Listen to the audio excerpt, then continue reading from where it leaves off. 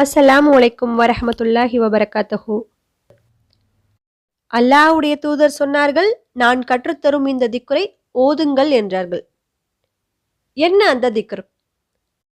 சுபஹானல்லாஹ் 33 முறையும், அல்ஹம்துலில்லாஹ் 33 முறையும், அல்லாஹு அக்பர் 34 முறையும் ஓதுங்கள்.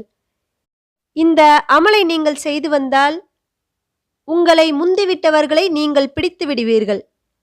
உங்களுக்கு பிந்தி வருபவர்கள் உங்களை பிடிக்க முடியாது. நீங்கள் எந்த மக்களோடு வாழ்கின்றீர்களோ அவர்களும் இந்த திக்ரை செய்தால் தவிர அவர்களில் மிக சிறந்தவர்கள் ஆவீர்கள் என்றார்கள் இறைத்தூதர் ஸல்லல்லாஹு அலைஹி வஸல்லம் அவர்கள். இந்த ஹதீஸ் புகாரியிலே 843வது ஹதீஸாக இடம்பெற்றிருக்கிறது. ஆகவே இந்த திக்ரை ஓதி வருவதனால் ஹஜ் செய்த நன்மையை அல்லாஹ் நமக்கு அளிப்பான். ஆமீன்.